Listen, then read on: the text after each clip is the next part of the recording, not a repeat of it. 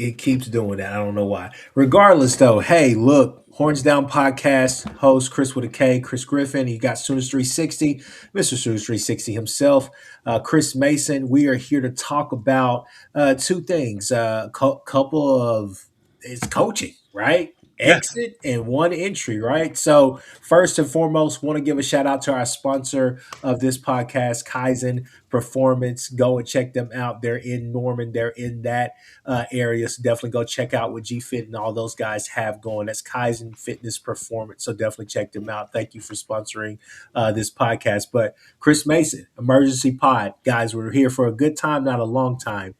Obviously, there's going to be a lot of mixed reviews about this. We talked about this last week, and the thought was that DeMarco was going to stay, but it seems like maybe that offer was just too good. But he took it, kind of at a crazy time, especially knowing that most likely you're not getting Mahomes next year coming off the ACL. But I don't know what are your initial thoughts, reactions, or just what do you want to say about it?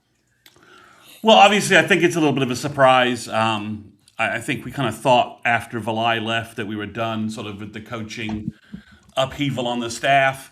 Although there was, DeMarco's been rumored to be going to the pros for a while. That's not exactly that's not a new story. He's had a number of pro offers and other college offers for a while. So it's not surprising that the Chiefs offered him. That he took that. I think, Chris. I think it's just the case of Andy Reid being the guy offering you the job. I think probably made that was the closing.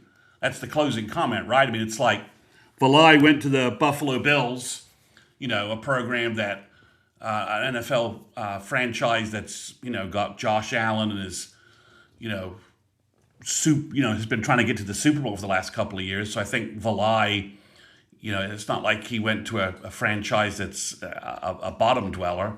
Same thing here is, you're gonna, DeMarco gets to be the running back coach for Andy Reid with that offense, and it's obvious that the Chiefs need to get their running game going and need to I think finally invest in a real running back. Their running game's really struggled since they lost Williams, the Sooner back that they had that helped with that one Super Bowl run. So I think it's a good move for DeMarco. I obviously this is a big status move. He obviously can come back to the college game if this doesn't work out at a number of different colleges. They were interested in him, so I think congratulations for DeMarco, and it means OU has to hire another guy, has to get another coach, and they got to do it quickly because from just the strictly recruiting standpoint, and I know there are differing opinions on DeMarco in the running back room, but if we're just talking strictly recruiting, which is what the name of this show is, Recruiting Intel. DeMarco had 3 verbal commitments. He's got 2 guys for 2027, and he just landed one of the best running backs in 2028. To think that it's not going to have an impact is idiotic. This resets running back recruiting for the next 2-3 classes. He was recruiting 2029 kids. DeMarco had his room kind of set up. That's why I kind of thought he was going to stay, because he had his room set up, but too good an opportunity for him to pass. Obviously, Jay Valai was in a similar situation. The 2027 cornerback room, the verbals we have and the guys we're recruiting and the 28 guys we're recruiting, Jay Valai had that pipeline all set up. But, when an NFL pro job comes open and you're going to work for a quality franchise and for quality people, I think it was just the final. It was the final. He'd been pushing it off, and this is obviously was a career goal for him. So I think maybe DeMarco has this last season has made DeMarco I think DeMarco on a certain level. If I'm going to be if I'm going to switch to on the field real quick, maybe DeMarco in the whole Ott situation and some of the other and the Barnes situation has made DeMarco say I want to go work with pros. I'm done managing the fragile egos of college kids. So I'm gonna jump in here. I'm gonna kind of switch it up just a little bit. So that's all fine and dandy, but I want to talk about really the plus and minus. You already have talked about the minus, which basically is resetting recruiting. To me, I'm interested to see is there a plus to this? Meaning, will our running game now be will it how should I say this? The patient running, the patient style, running behind your blocks. Everybody does it, but he does it in a very, very particular way. And I think it's extremely noticeable of how he wants his running backs to run. Are you now getting a coach who comes in here and obviously they're going to have to gel with Arbuckle and Beatonbow to get that trio going, right? And I think that they will find a guy who would gel really well with those guys. But I guess now, do you get somebody who gets more to like a north south, see the whole goal type of guy? Don't get me wrong. I mean, DeMarco had guys who were able to do that in spurts, but I really feel like Arbuckle's offense it allows a little bit more flexibility there than like a Lincoln system where you're going to get a lot of GT counter and you know that you're going to get these certain schemes. Kind of same thing with Levy. You want to get to that second level, may and have your guy win is kind of more determined. I think that fit his style a lot better, in my opinion. With Levy, their mix was pretty good, especially with Eric Gray. But these last couple of years, obviously he's produced some pretty good backs. Don't get me wrong. I mean, he was hurt, but Sawchuk had a pretty good year to end that 23 season, I believe. And then when you go into the, Well, Barnes in Gray 22 was looked injured. Huh? Barnes in 22 looked fine before Yeah, the that's what before I'm saying. I mean, you like it's know been in spurts and all the rest of this stuff, but I guess just the style of running, I guess that's what I'm really interested to see if that's a plus for us because I think we got guys in the running back room who can go get it done. I think we're going to have an offensive line this year. We're going to be able to do things, especially with those tight ends that you went and got in the portal. So I'm just interested to see what style do they bring here, meaning what kind of guy do they bring here? They bring a guy who's more north south downhill, hit the hole and go, or another guy that's you know patient, run behind the blocks. Which again, everybody's doing it, but DeMarco had a very particular way of how he wanted it to go. Does that make sense? it does, but yeah, I mean, from a certain perspective, it does. Yeah, I mean, the question really, I think, has been so from that perspective, it's really about the O line and emphasis on the running game, right? And it's really about the O line and the blocking. Has that been if you there's probably two camps on this that it's DeMarco's not been coaching the guys up, and the other group, the other line is well, the offensive line hasn't been getting a consistent push, so the running game hasn't been. It's up front scheme. It's up front O line and scheme more than it is DeMarco. Yeah. So from that perspective, so from I the mechanics of that's I don't know which way that's going to go from that perspective because they were all set to go with DeMarco this offseason. So whatever changes they were making to the running game that we hope is going on to emphasize more of a power running game, Yeah. I think were much more blocking schemes and new personnel at tight end than it is any changes than it was any changes they were going to do in the running back style or Oh no, and I get that part, Chris Mason. I'm just saying now that you're bringing in a new coach, it gives you a chance to kind of get a different perspective in the room, and it's something that kind of gels. I mean, obviously you bring them in to keep that continuity because you have those type of backs. I mean, hadn't fit DeMarco's running style, perfectly, but I think a new guy comes in, has some fresh eyes, can do a couple of other things. I mean, it's the same thing we're going to talk about with the DB coach that we're getting. I think we're getting another elite guy in him, but again, it's just one of those things where what I'm trying to say is that DeMarco had a very particular way, and I don't think a lot of coaches are going to come in and have that very particular way. If they want to go get just another gel guy or glue guy, in between guy, or whatever the case may be, they can, who will keep that continuity. I think there will be a lot of carryover and a lot of continuity there, simply because that's what they were conditioning the backs for. But at the same time, I think a new guy can kind of press forward with some of these guys to figure out something new or a new wrinkle to add to the fold. Does that make sense? Yeah, I mean, I think the room may just need a different voice. Yeah. You know, obviously DeMarco, if there's one element to DeMarco that was just fundamentally clear, he was a traditional kind of hard ass running back coach. That's Yeah. what everybody says. And that if you couldn't pass block, you weren't going to see the field. So I think you bring in a different running back coach. Maybe you have a chance for a different voice. I always wonder, and this, I'm probably reaching with this comment, but whether DeMarco was hard on the guys, and it was a little bit like, hey guys, I know what you need to be doing. I did this here. I did this in the pros. You need to be doing what I'm doing. So we'll see. We'll see. I think perhaps, like I said, the veteran running back effect that DeMarco had his first 3 years here. And then obviously the last 2 years in 23 and 24, those 2 years back to back, he had 3 veteran running backs in a row, and they were all very successful. Ramondre Stevenson, the guy whose name I always forget in 2021.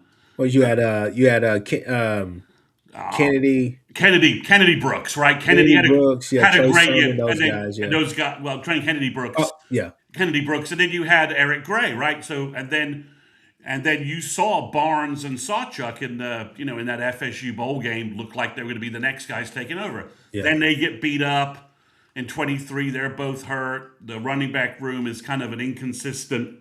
You got Tay Walker, you have Marcus Major. It's kind of a mess. So Smothers' kid was good, but the other kid they got from Denton, who ended up at OSU, was kind of an off the field problem. Good, physically looked good, but just wasn't doing right off the field. And then 24 is just a complete offensive mess, right? It's just I don't know what to do. Somebody says, well, the running backs were bad in 24. I'm like, DeMarco did a bad job in 24. I don't know what to do with that comment. Nobody did the crap in 24. But this last year, the injuries at the running back room again, in the Ott situation, wherever you want to play, put that blame. Wherever you want to put the blame there, is it 70% Ott, 30% OU coaches, whatever you want to do with that. And everyone can have their own opinions there, but it does beg the question. DeMarco's playing freshman. He certainly played freshman his entire time that he was here. He's for the most part. So it does beg the question, though: was DeMarco able to take a freshman to a junior, senior, veteran running back and get the improvement that we need to see year over year from them? That's a legit question that we never really got answered, because we're not going to get to see Blaylock and X-Rob being coached by him this fall, so we're not going to know that. We're not going to have an answer there. We never got the answer with Sawchuk and Barnes because of their injury issues. So I do think I'm a big believer that sometimes you just need a new, fresh voice in a room, that you just need to make some changes. Mm-hmm. That vitality, while consistency and continuity at coordinators and at most positions is how you maintain a winning level. But at some time you just need to make some changes. And from an offensive standpoint, a new voice in the running back room in terms of how OU should be doing the running back situation, and how the running game should be evolving this offseason. Maybe a new voice at the running back coach, along with along with a serious overhaul of how OU's going to do their running game. Maybe all of those elements help. Yeah, I mean, and Scott Walker, yes, we did. I mean, Eric Gray had clearly over 1,000 yards, He had especially in that. 15, nearly 1,500 yards. But no, Kennedy yeah, Brooks, Chris Mason. Kennedy Brooks had over 1,000 yards. Let's not reinvent history here. But yeah, Chris Mason. I mean, yeah, look, Jamarco is a really good coach, an elite at times, and a great recruiter. But yeah, no, I mean, what I'm just getting at is just the fact that again, you get a new voice in the room, but you get somebody else who's going to bring something extra to that room, Because I think there you may be able to tap into something different with some of these guys. So it's going to be interesting to see as far as just the names out there that they throw around that you could potentially go get. I think there's going to be a lot of people that are interested in this. This whole ordeal to become the next running backs coach at OU. It's just one of those things where you kind of look at it and you say, those mixed reviews, right? Because I think a lot of people in the chat are making sense. And I know if we were on here we were doing our full pod like you guys will be doing tomorrow, it would be ready and rocking right now. I know it's going to be rockets tomorrow when more people are up or whatnot. I know this is an emergency pod, but it's just one of those things where it's just from time to time you kind of feel like, okay, is it the tight ends like they're saying in the chat, or is it the offensive line? And then sometimes you just kind of like it's the running backs, it's the running scheme. But I sometimes it felt like we weren't putting guys in the right position, this and that, or whatever the case may be. But that's just me kind of being the Monday morning quarterback. But again, I just feel like this could benefit both parties. I hope he goes on and has a wonderful career up there, and we definitely hats off to him for the service he provided here. So excited for the next couple of weeks because I'm excited to hear what you have to say about what names are going to pop out there eventually. I know that's probably way too early to ask. Well, Any day. I think there's a name that comes to mind that is pretty obvious. Who's that? Well, Stacy Ford. He used to be Stacy Ford's boss, so he's available. He's unfettered, and you can certainly pick him up. So the question Name, would, please. well, Deshaun Foster. Go ahead. Deshaun Foster, the former UCLA coach, who's been a long time. He was a big time running back at UCLA back in the day. He's from Texas. He was a Texas high school star. He's recruited big time running backs at every place he's been. He's an established running back coach, veteran coach. He was just over his head as a head ball coach at UCLA with very little resources and that. So it could be him. But again, the Lamar Morgan thing, if nothing else, Chris, teaches us it's there'll be a quick hot list thrown out tonight at the various sites, and we could come up with a couple of different names. Bishop mentions that's a name that instantly would come to mind. That would be a massive win in every direction. Can OU afford Richard Samples without a title, running game coordinator or something like that? I don't know. But Deshaun Foster is a name that he's from UC. He has West Coast recruiting connections, Texas recruiting connections. He's a longtime veteran running back coach, and he's available. So that means that gives you that sort of, and he has connections with Stacy Ford. He has NFL connections. Probably knows Nagy probably knows him. So there's some thought that maybe that could be a name that's out there. I mean, that's sort of probably been thrown. That name's been thrown on some message board. Say it again. Deshaun Foster from Okay, UCLA. my fault. Go ahead. Yeah, Go ahead. yeah. The former UCLA head ball coach who, Yeah. prior to that, was a superb, excellent running back coach. He coached Charbonnet. I believe he was the running back coach when Chip Kelly for Chip Kelly. So the Charbonnet kid with the Seahawks would have been a guy that Deshaun Foster coached. He's been a good recruiter. That name's been out there. Obviously, some people will mention Stan Drayton, who was the running back coach at Texas when I think when their stretch of good running backs with Bijan. I believe he was the guy that coached and recruited Bijan. I don't have that right in front of me, but I think, Samples Samples a fascinating name at Oregon. I think he's still at Oregon. I'm not sure you could pull him from Oregon, but he definitely has Texas connections all over the place, and that would send a shockwave in terms of from a recruiting aspect. But you do the only benefit to this is it's the dead period, right? So you've got 2 weeks.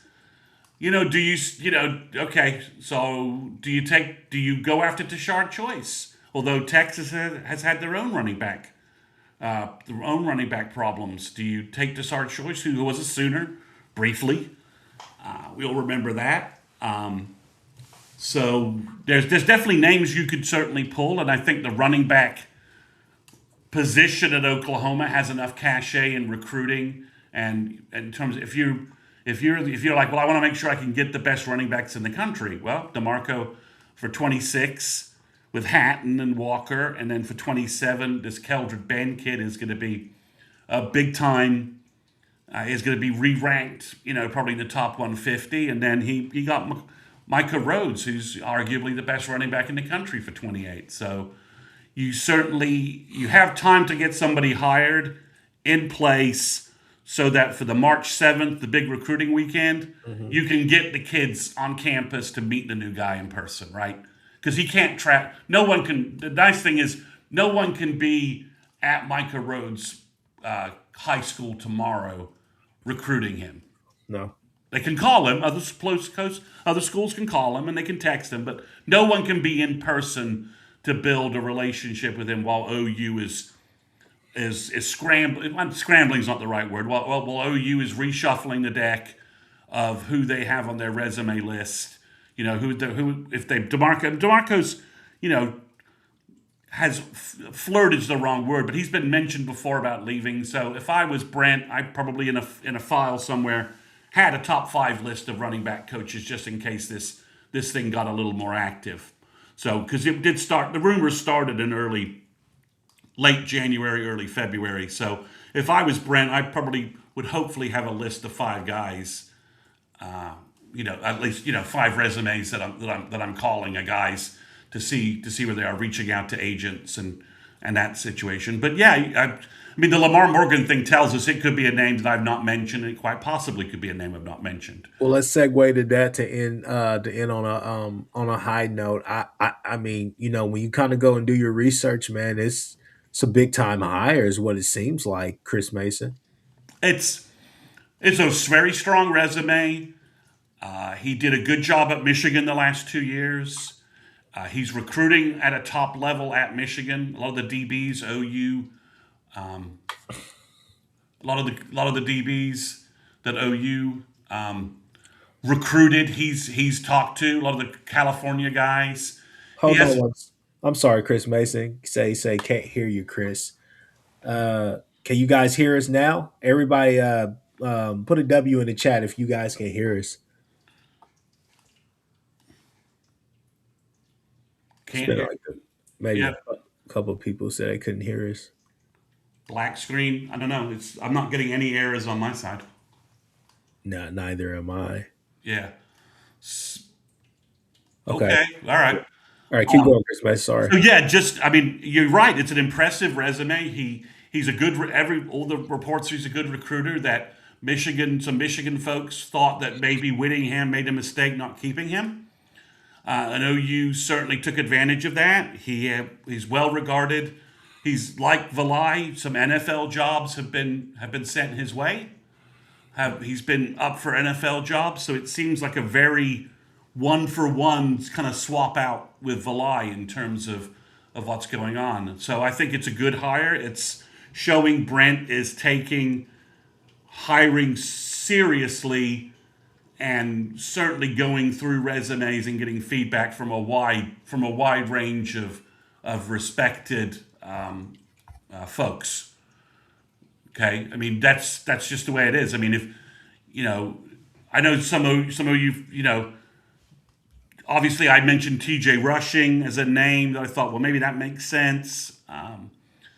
And this guy is you know, he's in his experience as rushing, but he's certainly his experience. He's not an old guy, but he's certainly a young guy. So I think it's a good hire. I mean, it sort of came out of nowhere.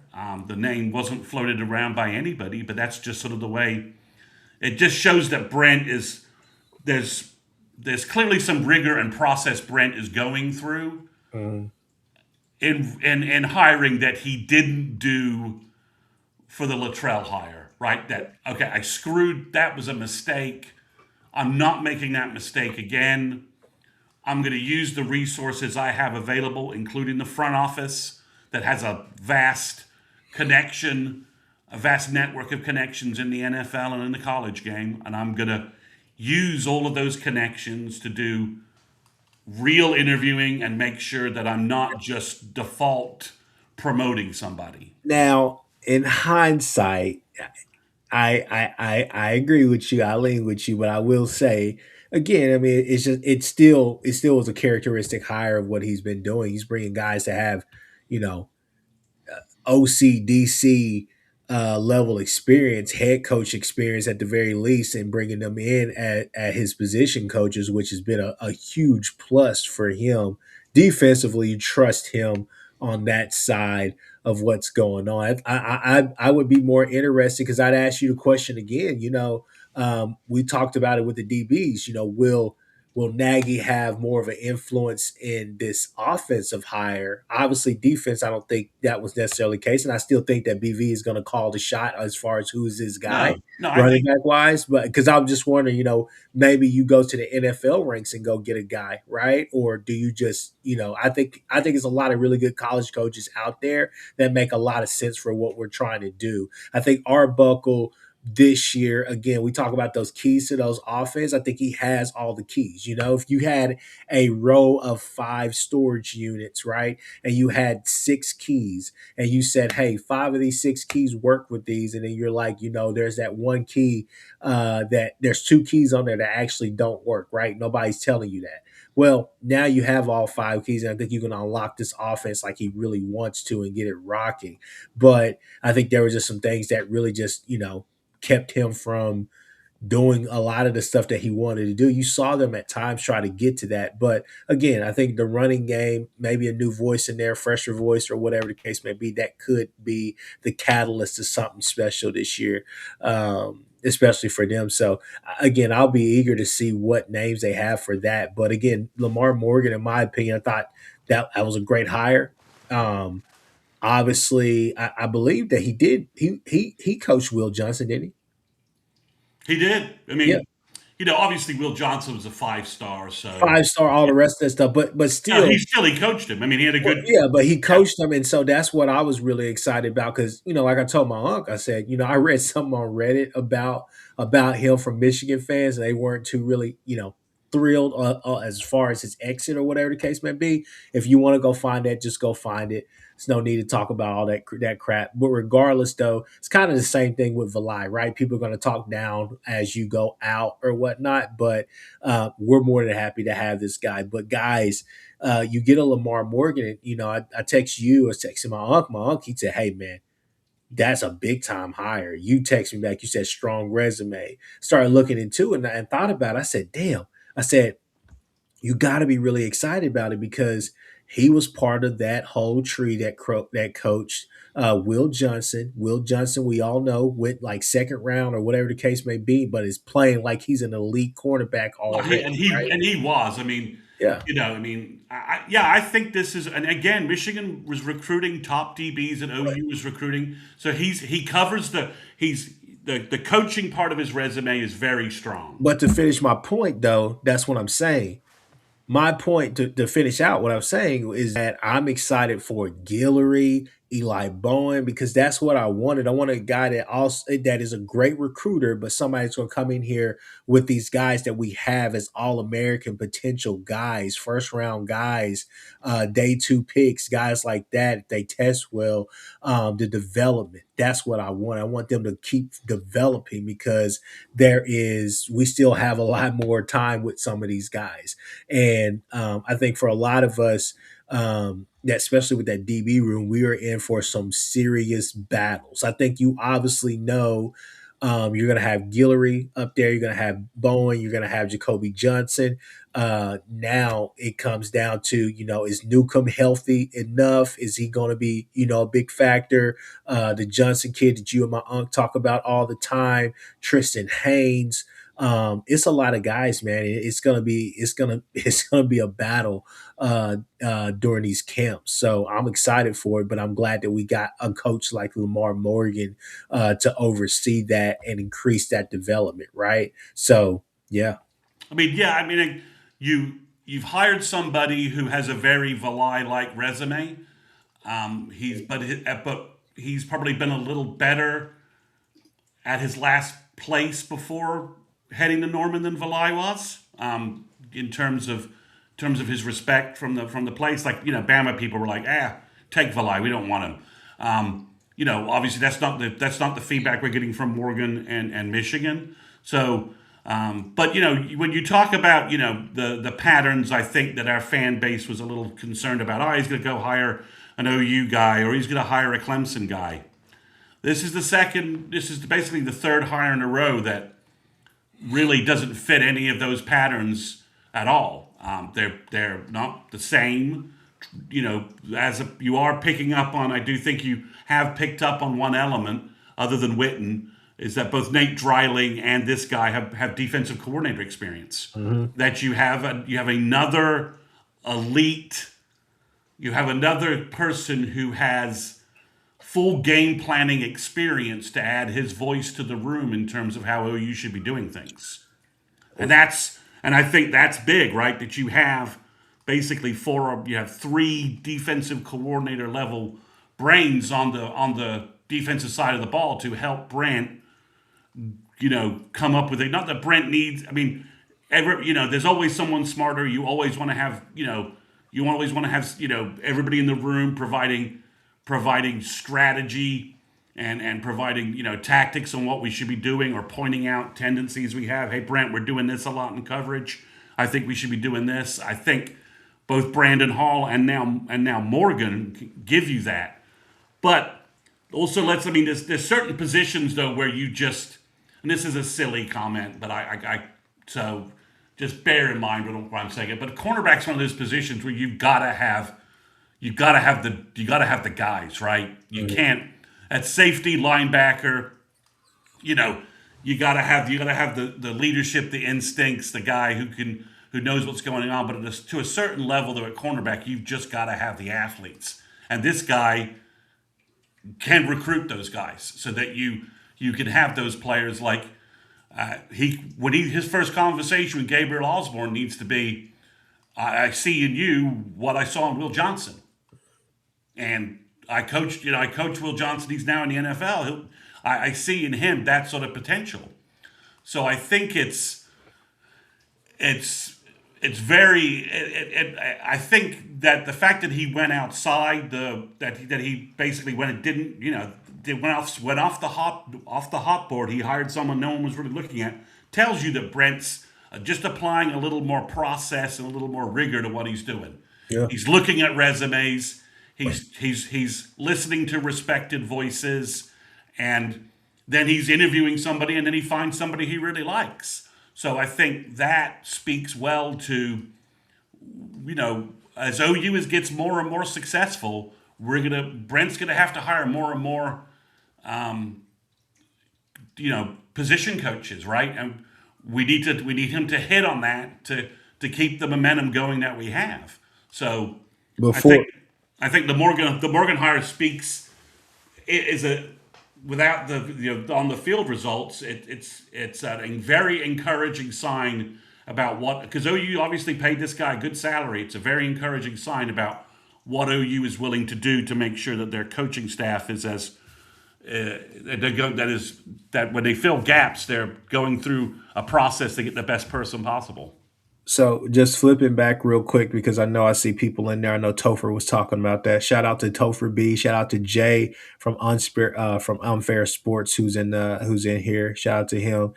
Shout out to Jason who's in the chat as well. But Chris Mason, just last topic real quick, and this kind of goes to your recruiting stuff.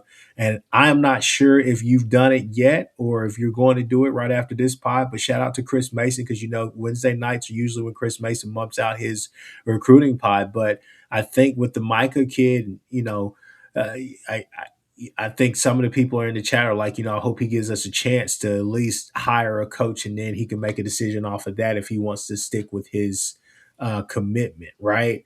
Obviously, again, like you said, it's not like it's dead period. So it's not like teams can just go and load up and go to his high school or whatever the case may be. But you best believe somebody's trying to call him through a back channel or something right now. So just kind of where are you at recruiting wise with this whole DeMarco news? Obviously, it's so fresh, but what's going on? It's hard to believe that Rhodes isn't going to open his recruiting back up. Mm-hmm. I mean, DeMarco, he had a 3-year relationship with DeMarco, and DeMarco's left. So it's hard to believe that he's not going to at least open that recruiting back up. And that could OU get him back in the fold? Absolutely, depending upon who they hire and what goes on. Winning solves all problems. Running backs looking great solves all problems in recruiting, just like everything else. But I think there is. I think you probably need to expect Micah Rhodes to open his recruiting back up. The two 2027 running backs, it's their window's a little different. Keldred Ben has a lot of new offers since OU offered him, so I think there's a chance he might open it up. He's been taking some visits. I think the California kid, Stokes, is pretty locked in being a Sooner. So I think there's a chance that, whoever comes in is going to have to re-recruit OU's verbals to a degree, just like, Jay Valai's replacement. Morgan is going to need to talk to Michael Davis and Mikael McCrary. So he's going to need to work those guys. So, but I do think there's a good chance that Micah Rhodes will probably open his recruiting back up. Maybe he'll wait a couple of weeks. Maybe Brent can get into him, ask him to say, hey, can you at least just wait until we have a guy hired? I'm working on that. And I'll have a name for you in about, I'll have somebody hired in a week. So something along those lines. Maybe DeMarco plays a big role in telling him to stick with OU, stay with OU. Hatton can't, Jay Hoover, Hatton can't hit the transfer portal. It's closed. So it's a silly comment. Maybe he'll leave after the year. He'd have to ask out of his that he's already enrolled in OU classes. He can't hit the portal.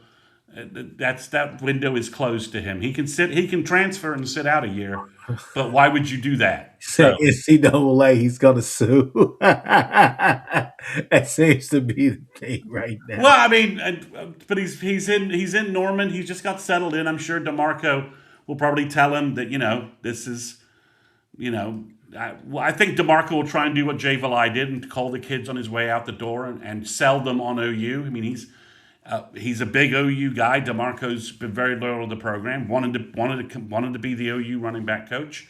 So they'll do everything they can. But yeah, is there going to be some hurt feelings over this? Yes. Can Brent smooth this over with a quick hire of a big name running back coach? Definitely. Yeah. So I mean, yeah, it hasn't. Again, this isn't Joe John Finley who wasn't getting anybody in the running back room. Right? DeMarco was recruiting running backs.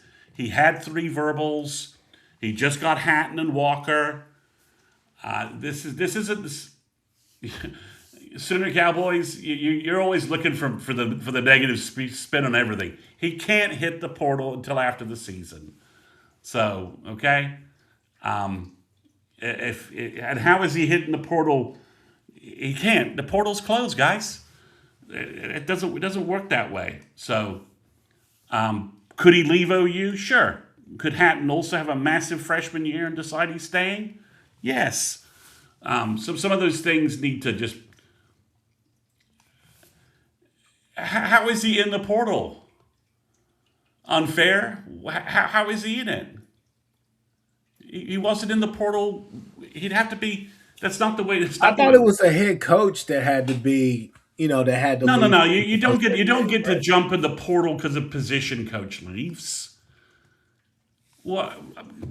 Tell me how he's in the. Explain to me how he's in the portal. Please explain how he is working out at OU, registered. How is. Show me a text. Show me a Twitter post from him that says that he's going to jump in the portal. Yes, he can go to the portal when he opens up again, which is in December, January, and we'll see what happens then. Could you see him hit the portal if he has an unsuccessful successful season with OU? Yeah, that's entirely possible. But I don't. That's not the short. That's not the short term. Jay just texted me. Jay, don't do that. We have too many people in here that will believe that nonsense. So, we'll believe that nonsense. But yeah, yeah. Okay, all right. We'll troll your next podcast. We'll troll your next podcast with some game. With some game next time. So Rhodes hasn't decommitted. He's just posted that he's unhappy about this. Did I just tell you guys that I thought he was going to open up his recruiting? Yes. Is that a logical reaction for a 2028 running back? Yes. So, we'll see what happens. But I think, Chris, it's interesting. I mean, there's a lot of DeMarco haters who are holding a Mardi Gras party today. And hopefully the running backs are great this fall and they can be right. They can be right that it was old DeMarco's fault. And we can move on from this topic. So, there are lots of folks out there that are, I know a lot of DeMarco haters, and the other plus side of this, Chris, to be in my usual blunt way, now I don't have to listen to their shit for the next 8 months about how much they hate DeMarco. That's very true. That's very true. Now we can hate. I got the Joe John Finley guys are gone. The DeMarco guys can all shut the blank up. So it means it sadly means I get to hear more about EJ and Bill Beatonbow. So, okay, there we go. Hey, look. And people, if you want to get your first look, April 18th, the spring game is back. Kchris Mason has been saying that these last couple of weeks. He said that was the word. It dropped. We get a spring game and we retire the Crimson Combine. Regardless, though, people show up, pop out, man. Jay will be there. I'll be there for sure. Like, pop out, man. We'll be there. Maybe Jason will pull up too, but the whole crew, everybody will be there. So definitely, if you're in town, if you're in Norman, if you plan to come up, come on and come on up. It's gonna be a good time, man. And we get to see a lot of these new faces, all the rest of the stuff, and get to see who's who and see what's going on. But Kchris Mason, man, we've been on here for 44 minutes. So let's go ahead and end this pod because I know you want to get to your next pod or whatever the case may be. I'm gonna record that probably on Friday night. I'm just waiting for some more news, and now we have a bunch of news. Now we have a bunch of news. Well, tomorrow I can guarantee we're gonna have some running backs decommit, and I bet Micah Rhodes opens his recruiting back up. I mean, it just makes sense. The other guys, I don't know. It's just too soon for a react. It's too soon to know on that. So we'll see. But yeah, that's a fairly obvious prediction. Rhodes was so connected to DeMarco. Whenever you saw the interviews with him, he was he didn't have a lot of connections with OU beyond DeMarco. So yeah, that's going to disrupt that completely. Garrett Riley, the OU as the running backs coach. Hey, true. Okay, we talked. I mean, we just threw out like some random names. Kchris Mason, who was that? Oh, Tashard Choice, Deshaun Foster. Yeah. Rashard Samples, if you want to throw a haymaker home run. over the board. Maybe you steal someone from the NFL and bring him back. I'm not sure that's the move here that I would make. But that's a possibility. There are a lot of good running back coaches who I don't know. Stan Drayton, who is the Temple coach, was a big time running back coach before he took that Temple job, which obviously he got fired from. So there's some names floating around, or OU does something. Maybe they do something different. Considering we didn't know who Lamar Morgan is, I'm going to guess it's going to be somebody who I didn't just mention. Topher, Jay, PG, we see y'all in the chat. Y'all got any idea? Anybody got a name thus far? I mean, I just didn't see this happening, Chris Mason. I was damn sure after we talked last off air that, he was gonna stick it out at least for this next year just to see, hey, Hatton and all the rest of them just to be able to coach them. But the the Chiefs must have been very persistent, and they must have came with something that was just, they can't deny.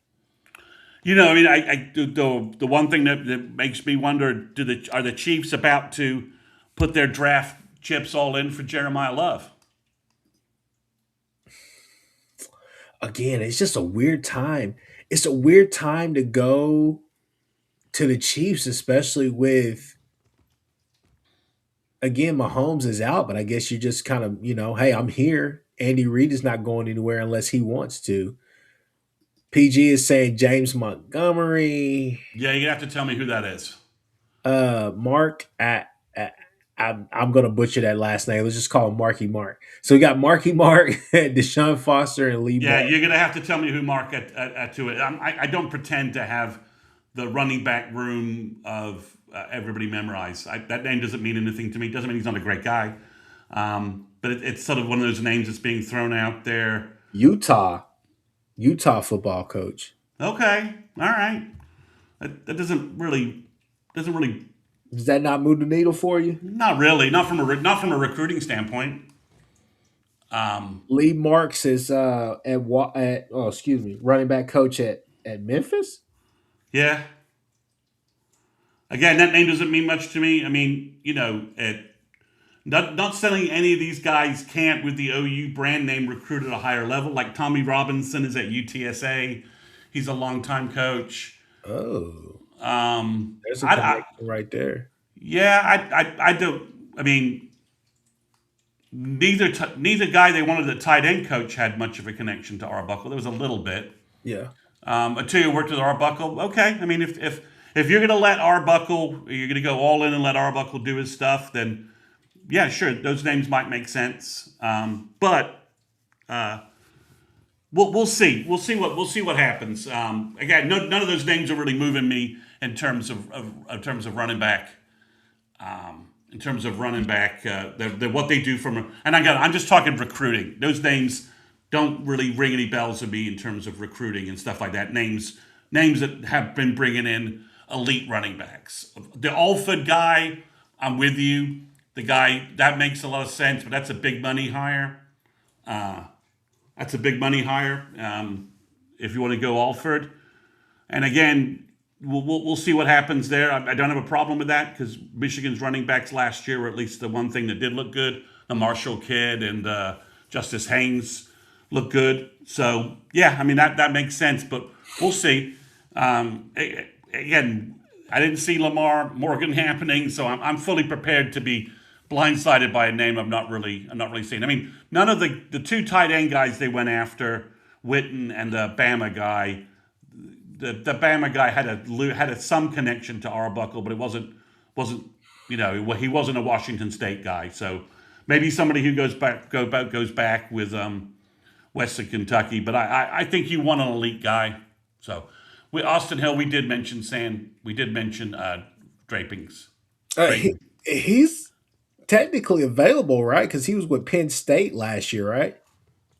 Again, I wasn't expecting DeMarco to leave, so it wasn't like the Jay Valai thing where we had the Notre Dame thing beforehand, so we were kind of looking at a list already.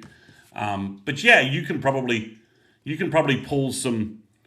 I mean, this is the OU running back position job. I mean, this is AD, DeMarco, Joe Mixon, this is a premier running back position.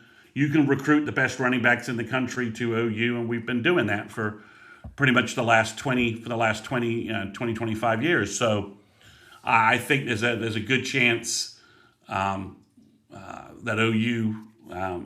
OU pulls in a really high end running back coach for this position. They're spending the money. You saw how much they gave Witten right off the bat. They're not going cheap on assistant coaches. They're bringing in big names. I'm sure we're going to find out that Lamar Morgan got a good contract.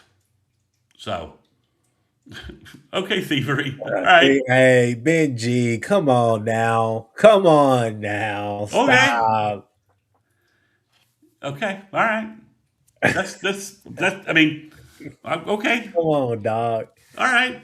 So, but yeah, Relax. it's interesting that it's a little more upheaval than we'd anticipated. Yeah. But it again, you guys can bash DeMarco all he wants. Andy Reid just aggressively recruited him to be their running back coach. And last time I checked, Reid's got the rings to tell you to shut the blank up. All right. All right, folks. Hey, look, shout out to everybody that was in here tonight that was talking. This party's not going to end. So obviously, Jay on Fair Sports, him and Coop, they're going to have their videos dropping probably ASAP as we speak. And as we drop over there with some trolling comments. Oh yeah, we'll drop on there. PG's gonna have his as well. Go check out the PG show as well. Shout out to PG for being in here. Obviously, if you guys are following Topher B or wherever he's at, go and do that.